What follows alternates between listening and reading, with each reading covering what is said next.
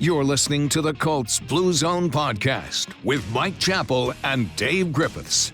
Inside the Fox 59 CBS 4 podcast studio, this is the Colts Blue Zone Podcast alongside Joe Hopkins, and I'm Dave Griffiths.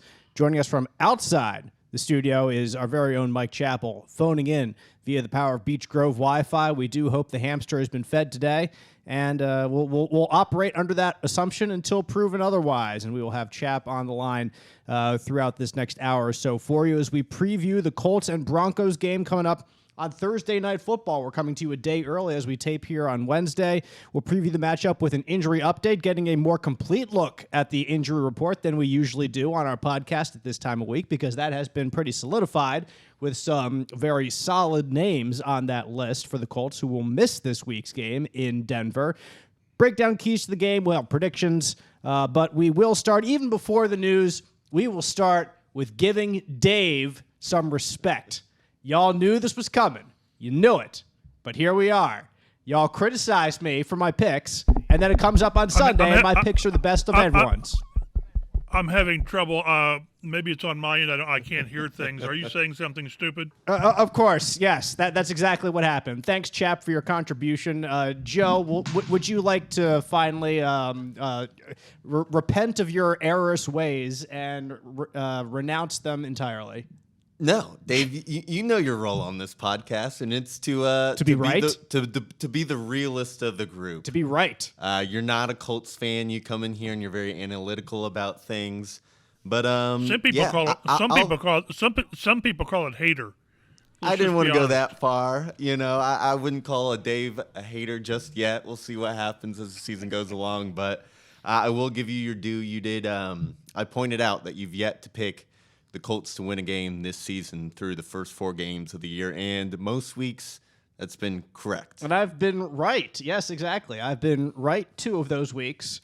I was literally 1 point off that third week, and we all missed the Chiefs. So that's okay. We did all miss the I don't feel bad about missing the Chiefs. And the Chiefs are 3-1 right now. They're one of only 8 teams in the NFL that are above 500. I mean, there's been a lot of middling right here early in the season. Like, I think we have a good idea of who some of these best teams in the league are, like the top tier. But there's a bunch of teams that are 2-2 that can vault themselves right up into that consideration. I know we always we talk about looking at the season in quarters, like first 4 games, next 4 games, et cetera, et cetera. That's something players talk about, coaches talk about. It's why I said I really didn't want to evaluate the Matt Ryan, Carson Wentz decision a little bit earlier. But hey, we're here now. But I might do that a little bit later in this podcast. You'll have to stay tuned to see if I go off down that rabbit hole. Perhaps. We'll have to see. Wentz has had a couple bad weeks. He has, and that's a good thing, because if I evaluated everything after 2 weeks, then you don't get that picture. But I also believe you can evaluate it in slightly different ways with a little bit more context, not just in the sense of Carson Wentz versus Matt Ryan. But anyway, we'll get to that. We do want to start here with the news from the Colts' perspective this week. They have signed, as we said they would last week, kicker Chase McLaughlin to the active roster, to the 53-man. Cut Des Patman to do so. McLaughlin, Joe, you say 2 games. I had to edit that. He's played in 3 games this year, because against Jacksonville, he just didn't have anything to do except kick off once. So I understand where you're looking, he's only in 2 games of kicking field goals. There you go. In actually 2 games of stats when it matters, Chase McLaughlin has he's kicked 3 of 4. He missed a 51-yarder against Tennessee. Did not look very good. And went 4 of 4 on his PATs. Des Patman has 4 career catches, 6th-round pick in 2020. His best career catch came on that Arizona Christmas Day game. On game winner. The best throw that Carson Wentz had in the Colts uniform. I think we can all say that unmistakably. But anyway, that was the move. Chap, we like I said, we all knew that this move was coming. The Colts needed to make a kicker, put a kicker on their 53-man. It was just a matter of who would get the cut, and with the Colts wanting to every once in a while get Mike Strawn, I guess, involved in the offense, Des Patman was the receiver that got the axe right now. Yeah, I think to me it's telling that it was Des Patman, because there's 3 or 4 other guys that haven't either been active or contributed much of anything. And I initially thought when they made this move to McLaughlin that they had to make, it would be they're going to waive somebody, then bring that guy back to the practice squad. I'm not sure that's the case with Pat, but I think they've decided sort of that the light's not going to go on here. We'll see. Maybe he's back. But there were 2 or 3 other better options, I think, because whoever's out there, he's available on waivers. So, I don't want to make too much out of Des Patman because he really had just the one major catch. But to me, it speaks volumes that they don't value him much to make him the guy to make room for the kicker. Yeah, Joe, the couple players that the Colts have made inactive every week. There's been several of them. The corner Dallas Flowers is one of them. He's one that I'm sure that Chris Ballard is scared that somebody else would pick him up because of his traits, his like potential. exactly his potential, his his speed, and his ability that they hope to tap in, and also the tackle Luke, what's his last name that they picked up from Tampa Bay? Tenuta. That's it, Luke Tenuta. Another one that I thought the Colts picked him up off the Tampa Bay practice squad too. But maybe he was a waiver claim before week 1. I can't remember honestly. So anyway, those are 2 players that, like I said, have been inactive every week, and the Colts still want to hang on to them. So they let Des Patman go. That's their decision in that case. The Broncos have signed running back Latavius Murray, 32-year-old from Syracuse, New York. By the way, he had 65 yards and 1 touchdown on 12 touches last Sunday for the Saints because he was a Saints practice squad player, one of those guys that can just get signed anywhere else. The Saints had elevated him. And now the Broncos, with their running back issues, which we'll get into more, Joe, a little bit later in the show, signed Latavius Murray, who has been a quality running back in previous years. At 32 years old, you don't expect any explosive plays out of him, or at least if you do, you're in a whole lot of trouble giving those up. But it looks like Murray's coming in. He might get a couple touches this weekend as the Broncos are trying to turn their own short week at home with some injury issues at running back. Yeah, I'm sure, short week, I doubt he'll have much of a role on Thursday, but this is a guy that they're going to bring in and just try and mix into the rotation. They were already using 3 running backs regularly, even when Javonte Williams was healthy, with Williams, Melvin Gordon, and Mike Boone. So now I assume Latavius Murray will kind of slide into that 3rd running back role. What does Hancock Health's membership in the Mayo Clinic Care Network mean for you? It means our independent health network now has access to the knowledge and resources of the world leader in medicine. It means your Hancock Health doctor can now consult with Mayo Clinic specialists to confirm a diagnosis or treatment plan. And it means that together, we're making health possible for you. Learn more about our new clinical collaboration at hancockregional.org/Mayo Clinic.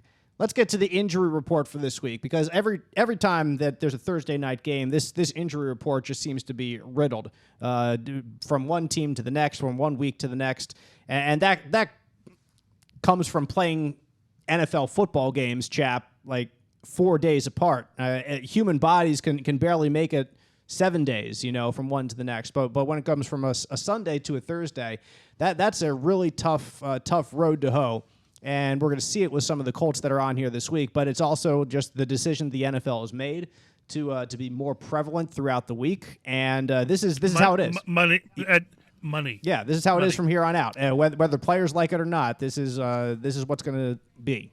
So, yep. And when we get to this list, I'm not sure that this week being what it is, that it really impacts what the Colts are doing. I'm not sure that any of these guys who are out would have played anyway. But no, you're right. The idea that players get into a routine physically to where Monday, Tuesday, it's rest recovery, it's hot and cold tubs and all that, massages, and then finally Wednesday you're kind of able to get back out. They had a light walkthrough yesterday is all they had. So short weeks are tough. It's a fact of life. Again, the money they can generate on Thursday night is incredible, and if they could play Friday night and not really irk off the high school folks, they might do that. Joe, this list of 4 players for the Colts, there are 2 All-Pros on it, and we'll start with Jonathan Taylor. Ruled officially just about an hour ago as we taped this podcast that he would miss this game. I don't think it's much of a surprise based on what we saw earlier in the week with him not practicing and not sounding completely optimistic when we spoke to him in the locker room.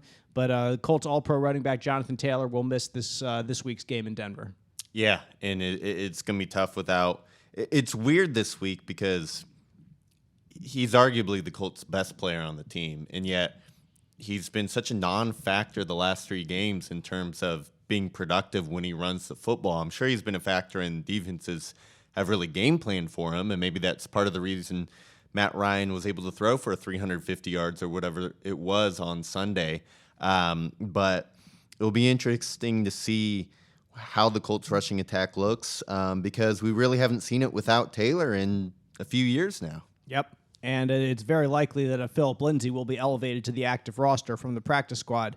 And since he was with the team throughout all of training camp, you figure you don't have to catch him up too much. He should know what's going on out there. And really interesting dynamic because Lindsay's going back to Denver, where revenge game. That's right, Philip Lindsay revenge game, running all over, around, and through the Bronco defense at Old Mile High there in Denver. That'd be fun to see for a guy who was a 2-time 1,000-yard rusher there to start out his career as an undrafted free agent.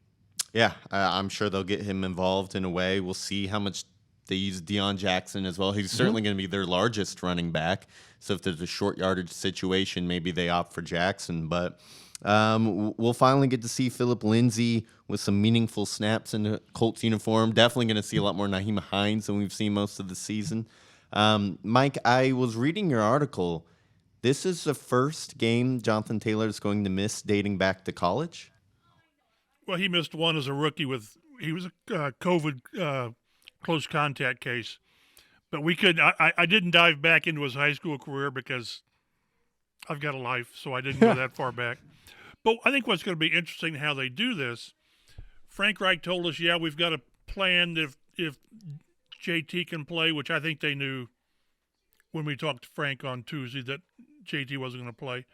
But did they simply replace JT with Philip Lindsay? I mean, as far as role and carries, and then still let Nyheim Hines be what he's been, which unfortunately they can preach until the cows come home. They still don't use Nyheim Hines much. They just don't. But does Philip Lindsay get those 25 carries? Or, like you mentioned, will they work Deion Jackson anymore? I don't know, but talking to Philip Lindsay, I'm telling you, he told us went to high school there, University of Colorado. He's got 2 homes out there. He wants his 3-year-old son to experience his dad playing, so he won't lack motivation. The problem is, and you mentioned it, we'll get into it with your keys and all that. Right now, it doesn't matter who's running the ball because there's not much room to run, and maybe Philip Lindsay hasn't been beaten down by not having trust in the offensive line. Maybe he'll be more decisive. But I'm really curious to see how they use Philip Lindsay in the running game. And outside of Jonathan Taylor, the other All-Pro who will miss this week's game in Denver is Shaquille Leonard, who went down at the goal line after a collision with Zaire Franklin, trying to stop a player getting in the end zone. And Joe, you tweeted it out from the Colts Blue Zone Twitter account, the picture of Shaq's face mask that was just completely disheveled after this collision. And we've seen other photos of a trainer going off, just holding a cloth that looks like to Shaq's nose, which is bleeding quite profusely. I'd imagine that his nose is not going to be as straight as it was before this past week when we see him again, whenever that might be, because broken nose, concussion, Shaq's going to be out for a little while. And I would say it's not impossible for injured reserve to be an option, but Chap, we're already past the time where they could have put him on injured reserve this week, so then you add another week to it. So if they're optimistic that the nose can heal quickly, which I've had a broken nose before, and that's smarts, man. Like it takes a week or two to heal.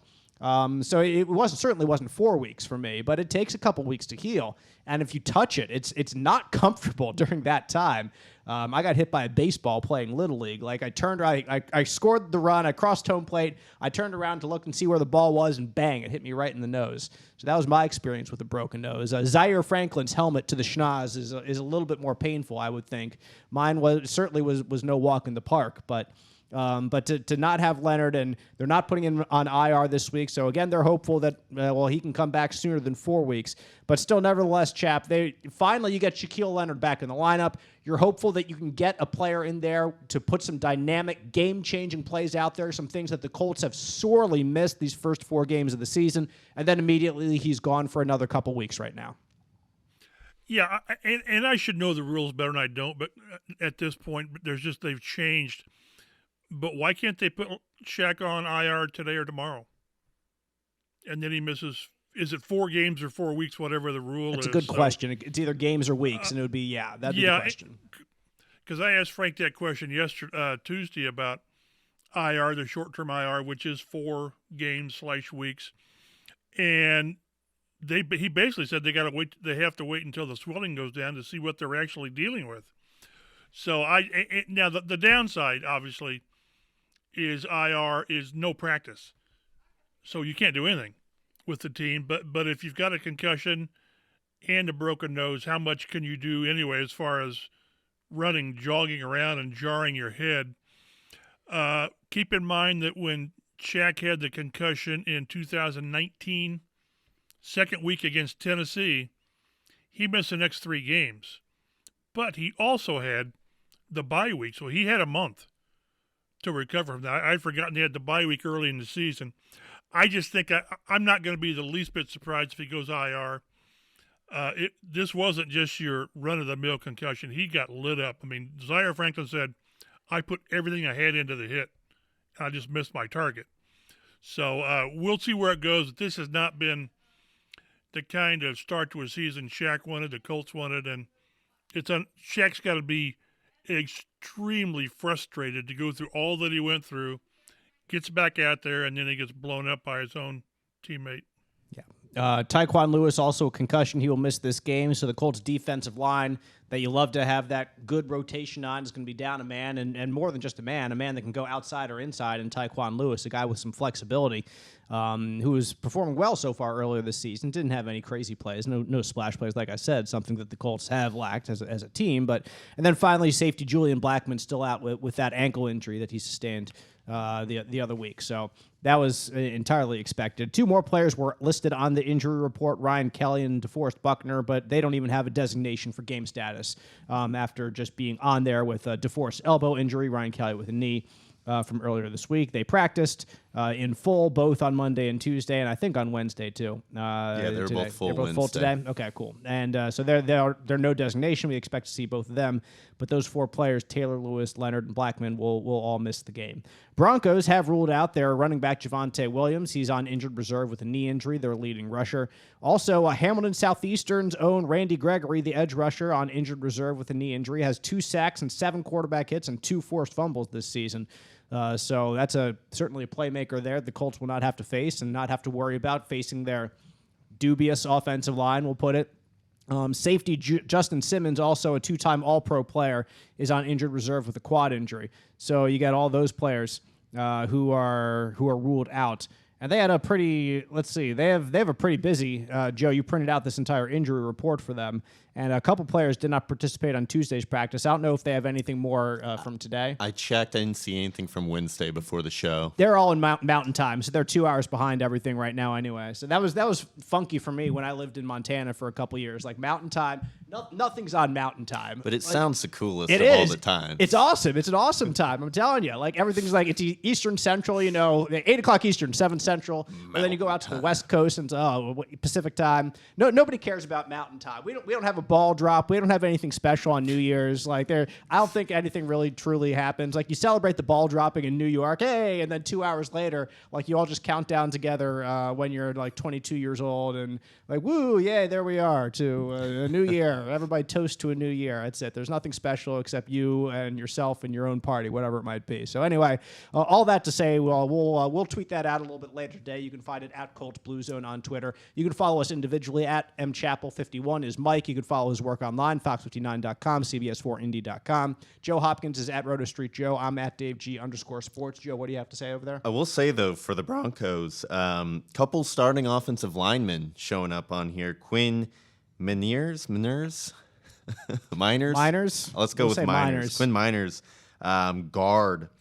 Did not practice both Monday or Tuesday with a hamstring, so they might be down him. And then also Billy Turner, who I believe has been playing right tackle for them limited both Monday and Tuesday. So we'll have to keep an eye on the health of the Broncos' offensive line. Yeah, in particular. Russell Wilson is technically limited with his shoulder injury both Monday and Tuesday that he sustained last week in that game against the Raiders that they dropped there. Gave the Raiders their first win of the year, but he'll play. He'll play. Yeah, no doubt about it. Russell Wilson's going to be out there slinging it.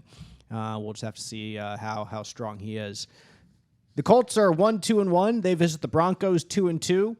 8:15 kickoff on one of those Amazon Prime games. Mike Chappell, could you believe it if I told you when the Colts drove Mayflower vans into Indianapolis all those years ago that one day you would be talking about NFL games on an old book-selling website, perhaps. The Amazon Prime taken off in this first year of Thursday Night Football.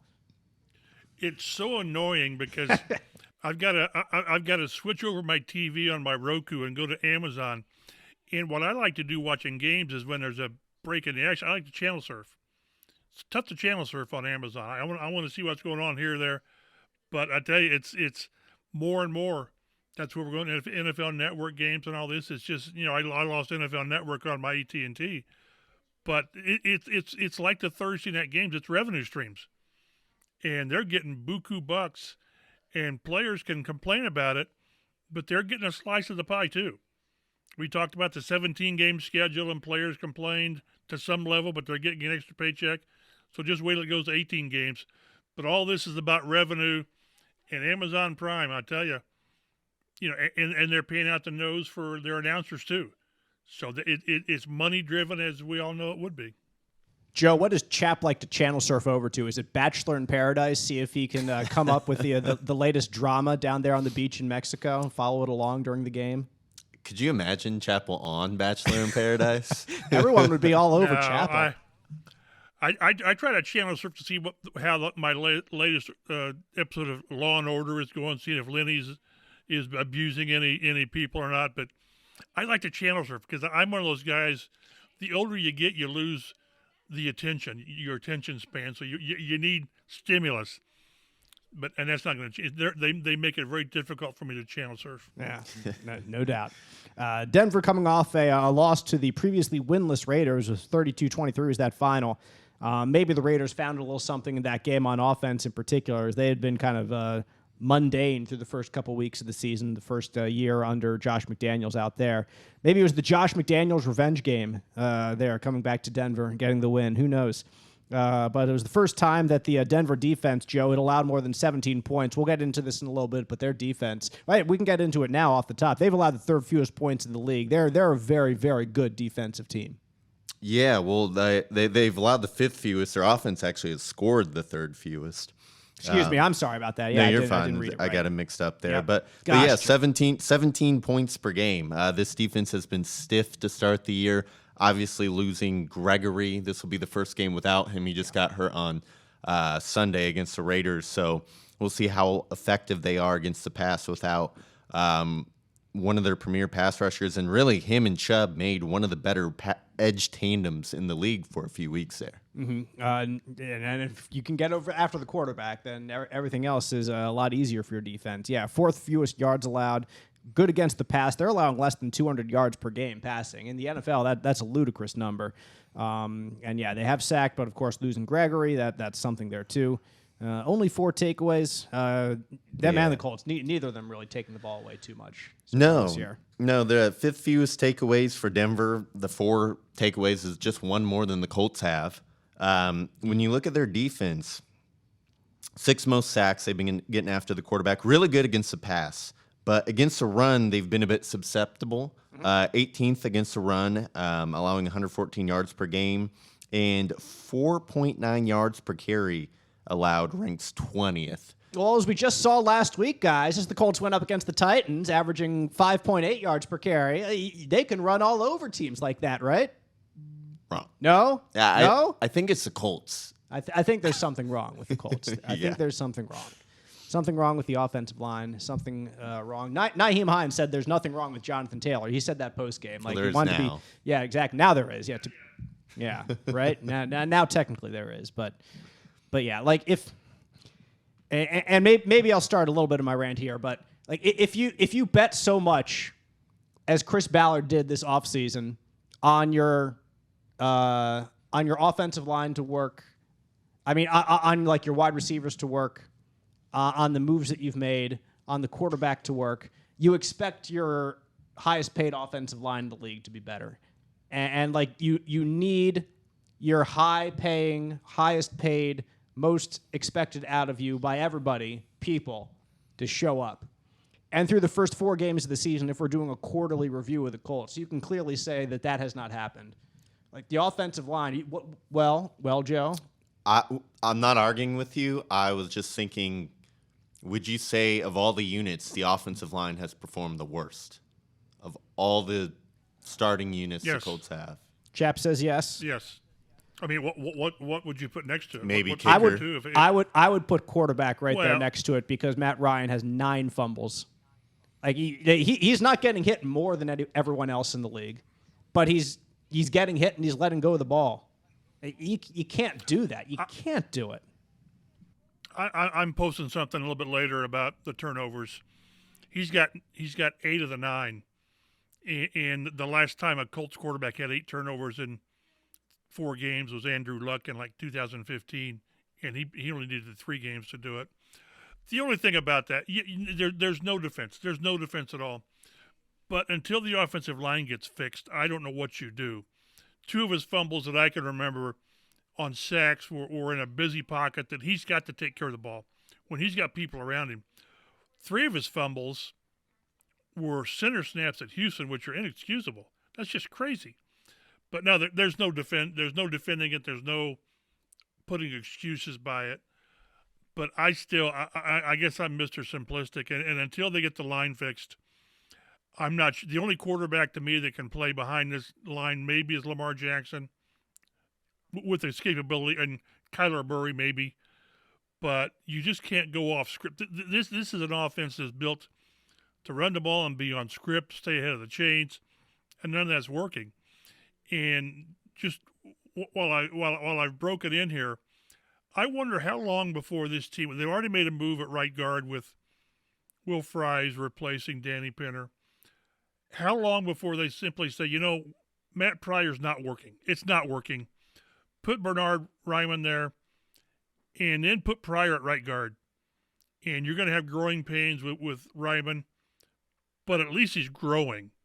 So I maybe the long week after this will help it, but until they get the offensive line fixed, I'm not sure what else they can do or what's going to change until that's fixed. You're right. There's nothing much the Colts can do right now to help Matt Ryan in this situation other than maybe shuffle up the offensive line a little bit and try to fix that. But I think I just want to emphasize my point one more time that like other quarterbacks are getting hit too, and other teams have bad offensive lines too, and they're not fumbling as much as Matt Ryan is. He is an outlier in the NFL. He's on pace to shatter the fumble record through 4 games of the season. Now, I think that's going to go way down. I doubt that he breaks that this year. I think he's going to come back to earth a little bit. Things always regress toward the mean. But early on, it's been devastating. So that's where you say, like, which one position has been worse so far for the Colts this year? You can make a case that it's the quarterback because of that, because games ebb and flow based on turnovers. And the offensive line has not helped, like Chap said. Not at all.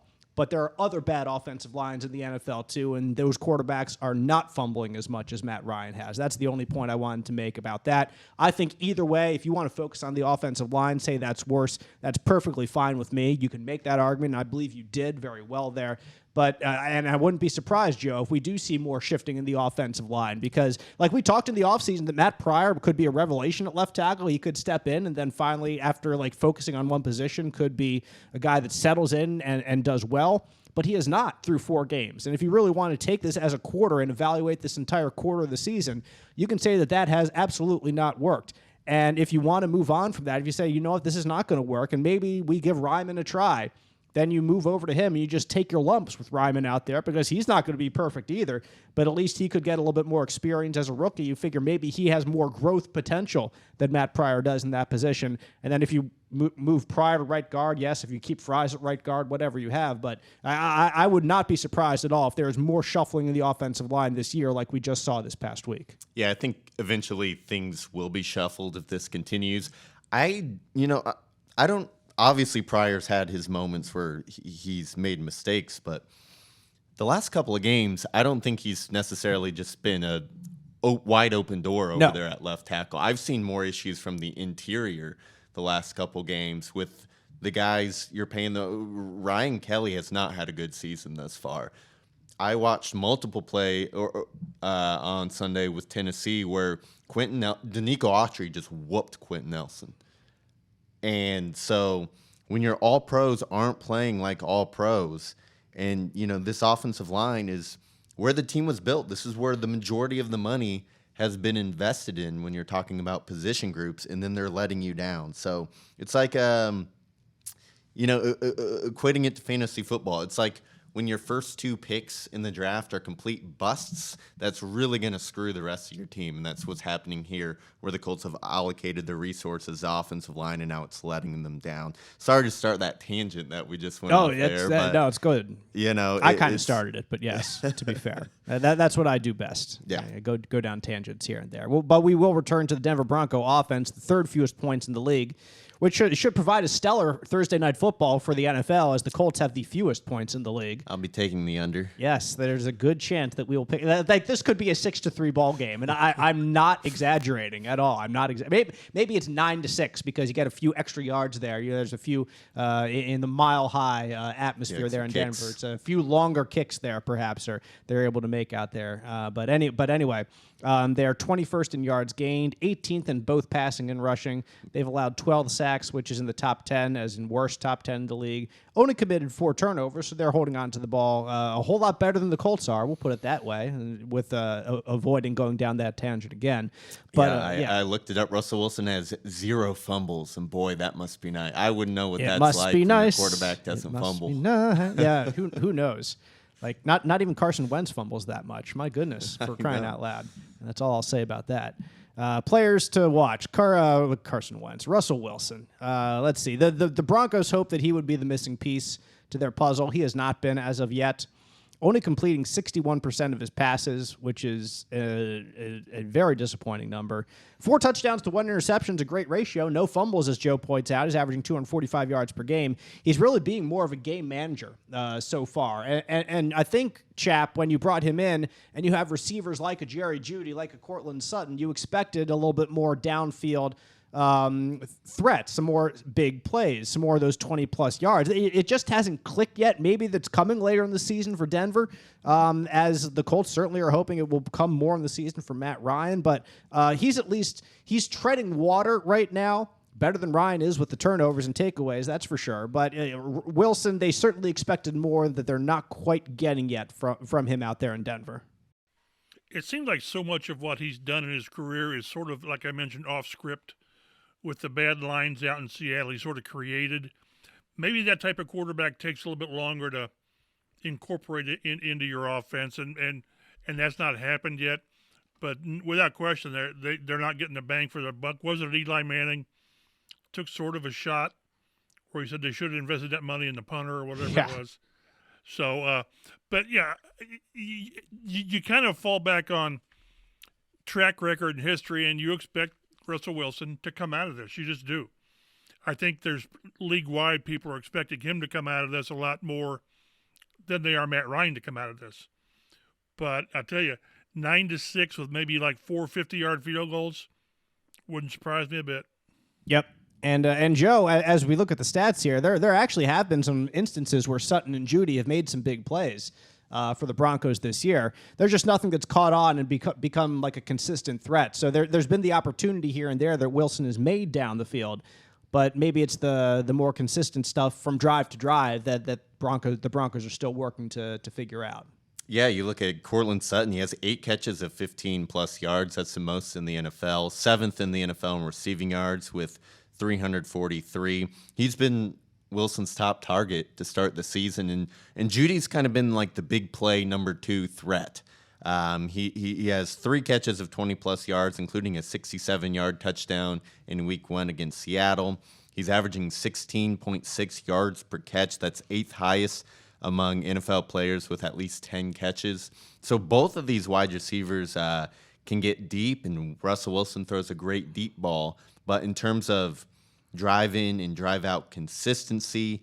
Sutton's kind of been the guy, but still not really what you would hope for. Both of them averaging, I guess, more bang for your buck, and the volume hasn't quite been there in terms of being consistent. Yeah, and if the Broncos are looking at the Colts lineup right now and they see at free safety a 7th-round rookie out of Yale, no disrespect really to Rodney Thomas, but you look at that, if you're an opposing offensive coordinator and you're like, we've got to try to take advantage of this. Like you can look at the Colts corners and say Stephon Gilmore is going to be a tough nut to crack and Kenny Moore will be a tough nut to crack.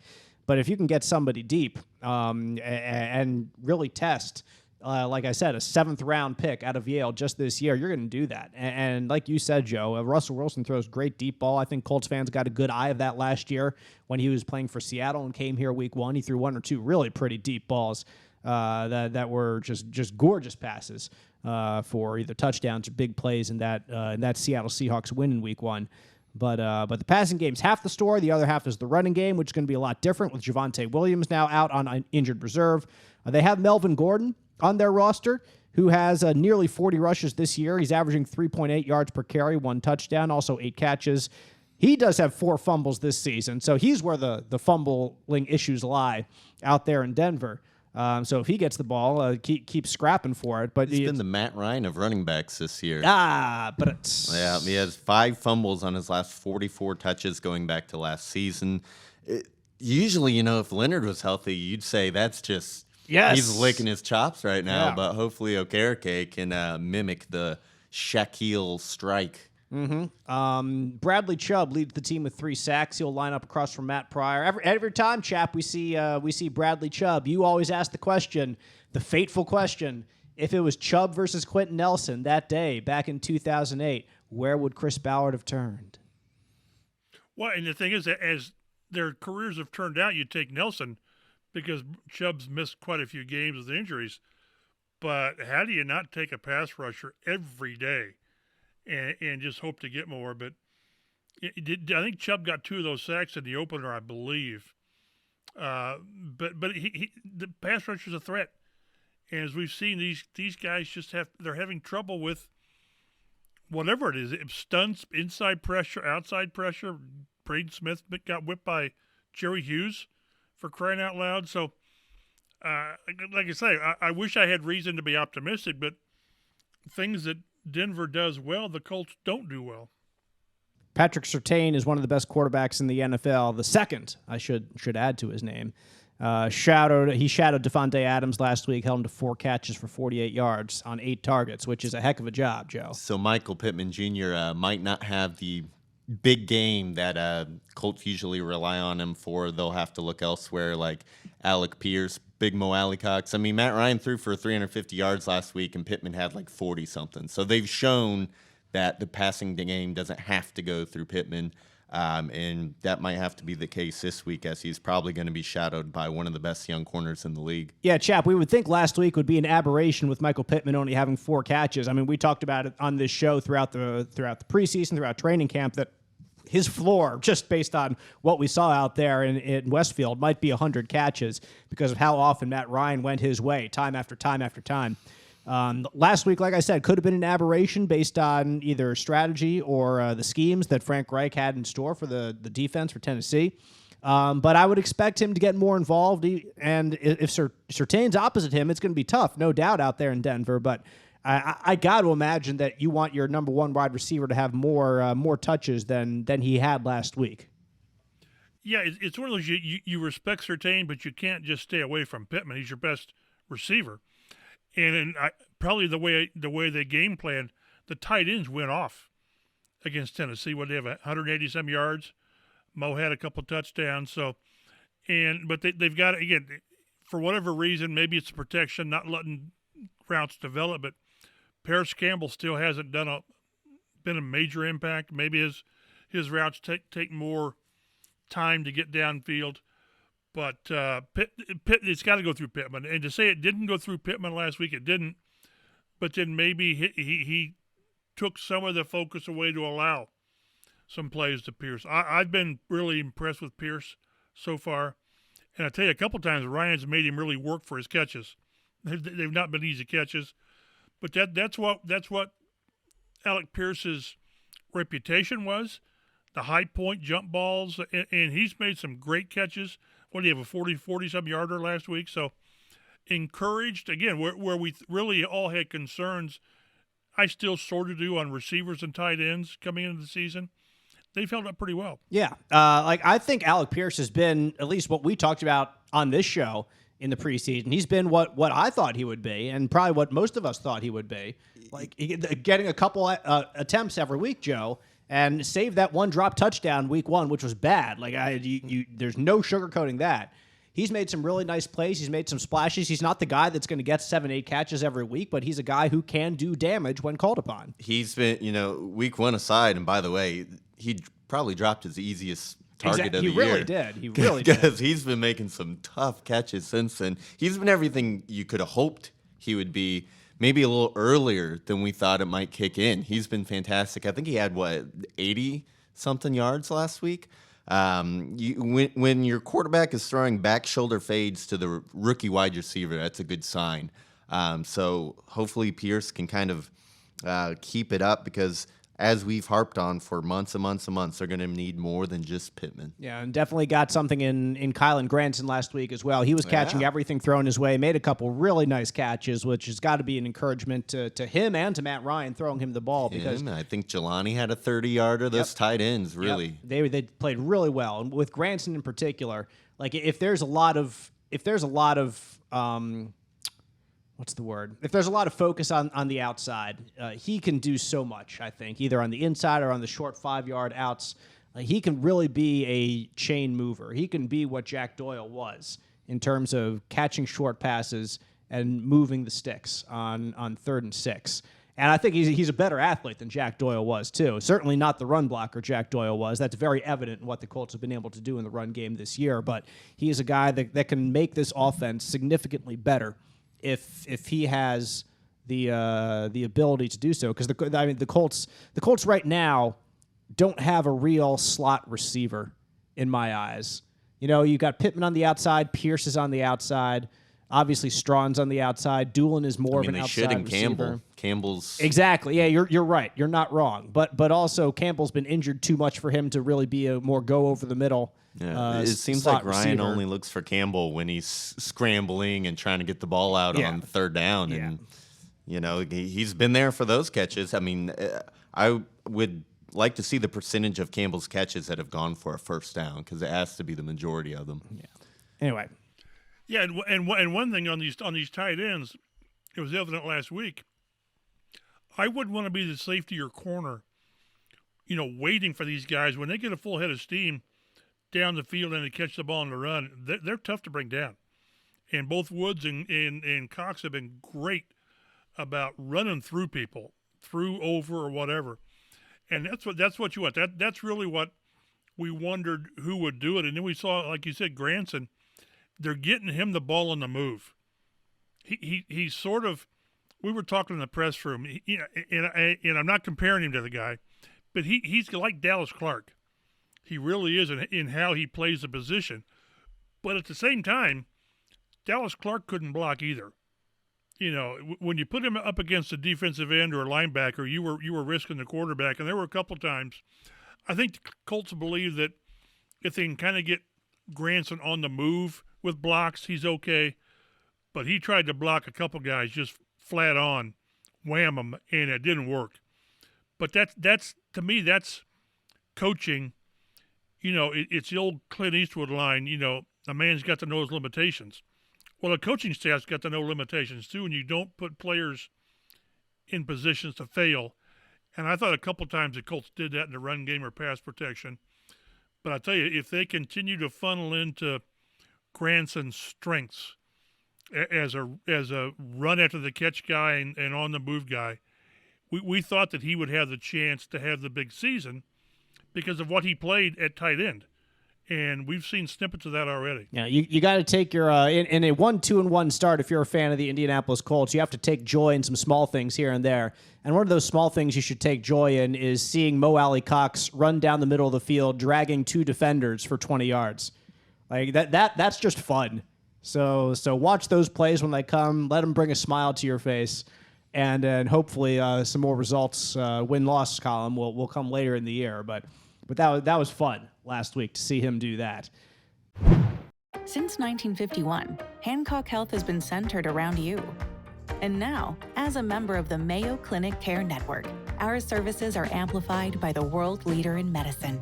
We were selected by Mayo Clinic because of our commitment to caring for East Central Indiana. Now, our local experts are taking that commitment further by consulting with Mayo Clinic specialists and working together to make health possible. Learn more at hancockhealth.org/Mayo Clinic. Let's get to our keys to the game as the Colts get set to take on the Denver Broncos. Thursday night football webcast, you could say, on Amazon Prime. Number one is to win the turnover battle. We talked earlier that the Broncos have not been all that dramatic in the turnover battle. I think they have 4 takeaways and 4 turnovers themselves. They're very even in that area. Not too many.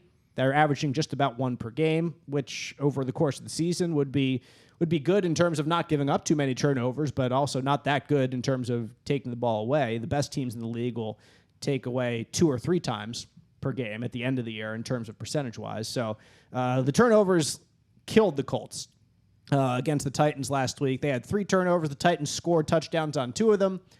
It's a 7-point ball game. That's the difference. The Titans didn't march up and down the field all that much in their touchdown drives. Early in the game, they took advantage of the opportunities the Colts gave them for those 2 touchdowns that they had short fields for. Boom, boom. You score 14 points off of them, and that's a big problem. The Jonathan Taylor fourth quarter fumble killed a 3 or 7 points right there. That's, again, more points for your offense when you're just outside the red zone that were taken away. So either on offense or the other side of the ball, how it affects your defense, the turnovers had a remarkable impact on last week's game, and you just hope that doesn't happen again.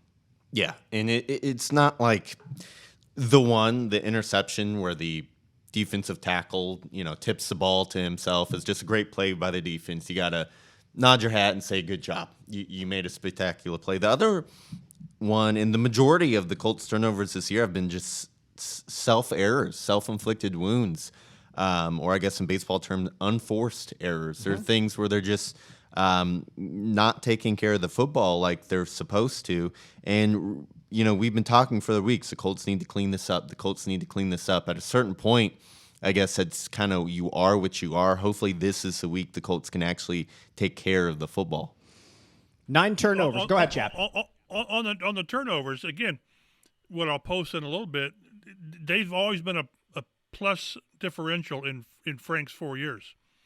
They were tied for first last year and second the year before. They've been a plus 28 in his 4 years. They're a minus 6 now. And they're simply, with their other issues, they're simply not good enough. Very few teams are to keep turning the ball over, like you said, to 42 points. This team has 9 turnovers and 6 touchdowns. That's ridiculous. 23% of their drives have ended in turnovers. So yes, the defense has forced some of these. Yes, they have. But for crying out loud, like you said earlier, when the pocket's collapsing, just say, okay, they got us, and put the ball away and don't try to make a play or whatever. So, again, at this point, with losing these 4 starters in this game, to think they can go out there and have 3 turnovers and win, it's just not going to happen. Yeah. In addition to the Colts' 9 turnovers, they only have 3 takeaways. They're just not what you expect under Frank Reich and really under Matt Eberflus, because he's been the defensive coordinator. They had the second most takeaways in 4 years with Flus, 107, and 33 last year. And like Joe's got here, one of the takeaways was the muff punt. Yep. So it was given to him. The other ones, it was E.J. Speed's sack fumble at Houston, and then the Stephon Gilmore tipped that McLeod had to CO Kansas City. And yes, not having Shaq Leonard makes a huge difference. What do you have? He had at least 12 takeaways last year with the 4 interceptions and the 8 forced fumbles. But you've got Yannick Ngakoue, you've got DeForest Buckner, you got Kenny Moore, you got Stephon Gilmore. Somebody else has to make plays. And to think you can go along, even if the offense gets their act together, which we'll see, the defense has to be more impactful. And at one stretch, there had been like 8 or 9 consecutive drives where the opponents hadn't punted. So you have to get it cleaned up. And yes, the offense is sloppy, but the defense has to help out. I tweeted this earlier this year, Joe. Like, I remember when the Colts used to use Kenny Moore as a blitzer.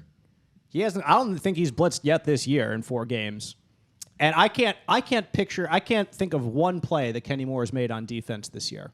I was just about to say, we wondered and kind of questioned how he would fit in this defense coming into it, and the answer so far has been not well. He's one of Pro Football Focus's lowest graded cornerbacks at this point in the season. Lining up across from a wide receiver and just sticking to him like glue was never Kenny Moore's strength. He was effective on blitzes. He was effective tackling. I'm not saying he's the worst man-to-man cover guy out there ever, but that's not using a player to his best of his ability. And so if this is the rest of the season for Kenny Moore, this might be the last season he's in a Colts uniform, because he certainly does not fit this defense through 4 weeks. And there's just more kind of reason why it wasn't a good idea to extend him this past offseason when he was asking for it.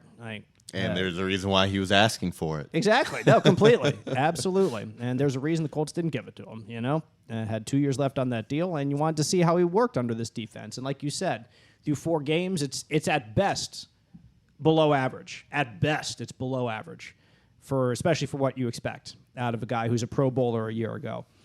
Key number 2 is go ahead. One of the thing on that, and I'm not giving the defense a pass at all, because they're part of this. It was noted that Tennessee was up 24-3, and they did get the 2 short field touchdowns.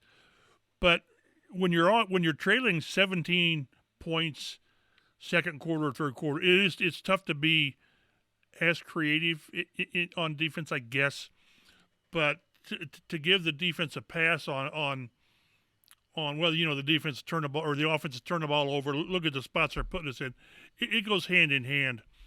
And, again, they've got to make these plays to turn things around, to get off the field and create momentum. And they're going to find they did a great job against Mahomes. And Wilson is sort of like that, how he extends plays. And I think he's got a chance to hurt him more on the outside than what Mahomes did, because I think Wilson is more apt to extend plays outside and maybe run. He'll be their second leading rusher in this game with the running back out. So another tough task for the defense, but they've got to start playing better. Joe, let's discuss the third key to the game then, since that kind of leads into it. And you wanted to focus a bit on limiting big plays against the passing game and how important that has been for Denver this year in terms of scoring points. Yeah, we talked about Denver has struggled to put up points in their own right. I went back and kind of looked at all their scoring drive. They have 6 touchdowns this year. All 6 drives had at least one pass play of 25 or more yards. So they're using big plays to put together their scoring drives. Their longest run of the season is just 17 yards, and that was by Javonte Williams, who's no longer available to them. Only one touchdown drive for Denver has taken more than 6 plays, and that was a 12-play drive against San Francisco. Take away that drive, and Denver averages only 4 plays on their touchdown drives. So they really, really are relying on big plays to get their touchdowns, to score. And when you take that away, they've not shown the ability, except for one time against San Francisco, to drive methodically down the field, take what the defense gives them, and go on a 10, 12, 15-play drive and put the ball into the end zone. They've not shown that. So if the Colts can keep everything in front of them, tackle well, and don't allow those big plays down the field, they should be able to stop and extremely limit this Denver offense. And I think it's a telling stat. When you're trying to work in a new quarterback and you can't – your offense, if you don't have drives, like those 10-play drives, you expect them to come over the season, but that's an understandable thing, Chap, if early in the year I think that things just aren't quite clicking everywhere on all cylinders, and the big plays are what leads to success. And you expect that from Russell Wilson, I guess. But right now they're a team that that is like the Colts, that is trying to figure out the best way to utilize a new quarterback or the best offense, the best way to run this offense. And so big plays is something they have had a propensity of, it looks like.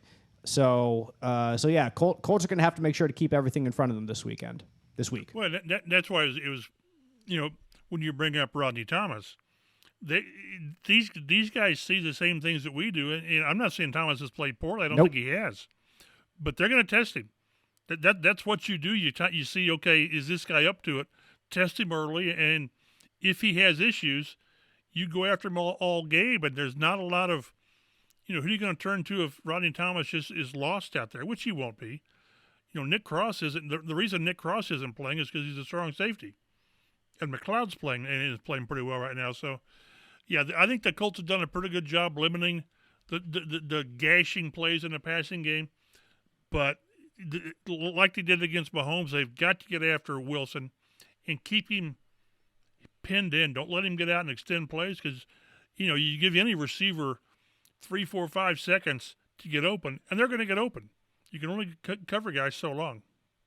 Our last key, which was the second key here on the list, we kind of went out of order there to kind of make a little sense there in our discussion, was establish the run.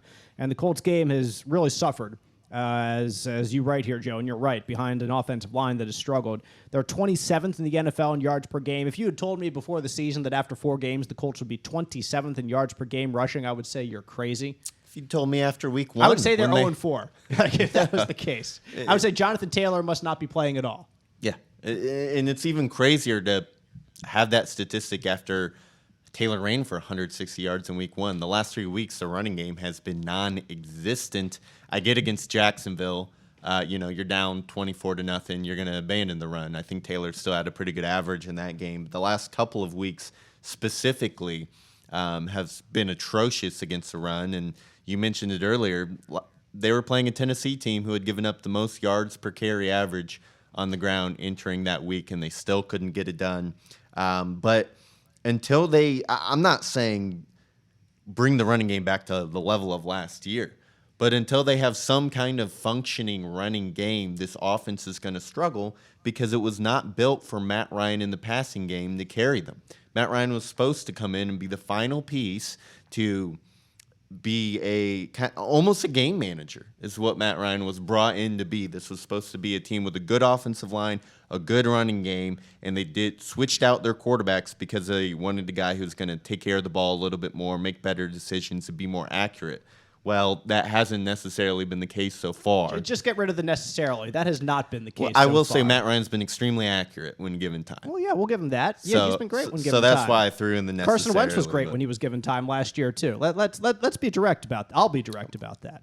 I guess I'll just say I'll take Ryan's accuracy over Wentz's any day. But the point being, they've been asking Matt Ryan to carry this team. I think he's thrown for 350 yards in 2 games now. That was never supposed to be the plan. This was supposed to be Ryan will give you. Yeah. What's that? He's 4th in the league in passing yards. And the Colts don't want that. They don't want to be 4th in the league in passing yards. Exactly. So really need to get some kind of running game going so that the Colts aren't in so many 2nd and 10s, 3rd and 8s, and they can have the playbook open to them, not rely on Ryan so much to, be in a position to fumble the ball away. And as we mentioned earlier, Denver does have a better pass defense through 4 games than a better run defense. The Raiders last week had 30 carries for 168 yards. That was nearly 6 yards per carry. Scored 2 touchdowns on the ground. So their pass defense has been better, and that has been a product of having a pretty good pass rush with Bradley Chubb on one end and Randy Gregory, who's now hurt, on the other side. So certainly some questions as to if that can be sustained, if their pass defense can be sustained, if the Colts can finally get something going in the ground game against another team that seems to be struggling against the run, unlike what they were unable to do last week. So, and on a short week just adds another layer of intrigue to this game. Like, which team responds to the short week better? There are gremlins that happen on Thursday night games. Like, teams win unexpectedly. Teams do unexpected things because it's hard to switch and to play an NFL game from Sunday to Thursday. It just is. And I don't think that's an indictment on a specific player. If like you have an all world caliber player who doesn't have a good game on a Thursday night because how am I trying to put this? Because they're more used to the week-to-week grind, and they know how to deal with their body on a week-to-week grind, and you throw something in like this, like you're paid to do better. Don't get that wrong. I'm not trying to like throw out excuses for them. I'm just trying to supply reasons why things happen on Thursday night. Like things like the conditions are worse. Yes, things just get weird on Thursday night football from time to time. So it's hard to predict what's going to happen in these games. And if you're looking to try to predict this game, FanDuel has the Colts 3-point underdogs, and the over-under is at 42.5. So they're predicting something along the lines of a 21-18 or a 22-20 ball game, right around there, 23-20. I would definitely take the under. I'll tell you that because of everything we've said so far. But I do like the Colts in this game. So, miracle of miracles, Dave, the hater over here, is picking the Colts to go into Denver and get a win and to be 2-2-1. And depending on what happens to Jacksonville, the Colts could be on top of the stupid division at the end of this week because it's early in the season, number one. And it's like there are other divisions like the NFC West right now. Everybody's 2-2. So, like, as much as we have lambasted the Colts for different areas not being up to snuff so far this year, like it's still early in the year. They're not out of it by any stretch. I'm not sitting here saying that the Colts are not going to be a playoff team at the end of the year. I'm not here saying that they're not going to be a winning team at the end of the year in terms of wins and losses. But it hasn't been good so far. And it's frustrating because it's been the same thing over and over. It's been poor starts year after year, and there was so much that is supposedly done this offseason to try to get things right and trying to lay blame to one aspect of the team. You get rid of that guy, and then you bring in somebody who's supposed to be the adult and change all the problems, and all the problems are still here. Like, you can still think that the old quarterback was a problem. That's fine, but he certainly wasn't the only problem, and that's very evident in what's happened early on this season, that you tried to say, hey, the problems are solved. But they're not. The problems are still here, and it's very obvious. If anyone has watched the Colts this year, that the offseason problems were not dealt with in the way that they had hoped. No doubt about it. Because they're 1-2-1. They've showed good offense or good defense in, like, I don't know, less than half of the 12 quarters that they've played so far, plus the overtime. So I'm ripping them as I say I'm going to pick them. I know, because I just had to throw all that in there. But I'm going to pick the Colts 16-13 to go into Denver and pull one out there, and that they could kind of hit the reset button and really, on this short bye week, have a bit of a come to Jesus moment and see what kind of a team they want to be for the rest of this year. See if their offensive line can block a few guys a little bit better than they have so far. See if some people on defense can make a play, whatever it might be. But I do think that I'm not very high on Denver right now. And I think their strengths on offense, like we've said, with a bunch of big plays being crucial for their offense to score points, like that kind of suits what the Colts' strengths are as well. As we saw in the Kansas City game, they were really able to stop teams from getting big plays. They've had trouble with teams really moving the ball methodically down the field against them, which is what Jacksonville did, which is what Houston did for 3 quarters. It's a quick game. Exactly. So I think that their defense can match up with Denver's offense, and I do think the offense will score a little bit here and there. Like I said, I don't think it's going to be much. 16-13, Colts come back to Indy with a win. Chappell, go with you. Joe, you'll round things out. Yeah, it's kind of what I wrote about after the Tennessee game, that you're in the AFC South. I kind of compare it to like Michael Corleone in Godfather. He kept trying to maybe be legit, and the Mafia kept dragging him back in. That's what the AFC South is. It's gonna drag you into to being a contender, whether you want to or not. So, and if you look at it, at Denver, they're not great shakes. Jacksonville at home, who knows? But then you come back with Tennessee, so it's there. It's still a workable schedule in a bad division. So I agree with you that there's every chance, there's every chance that they can pull out of this.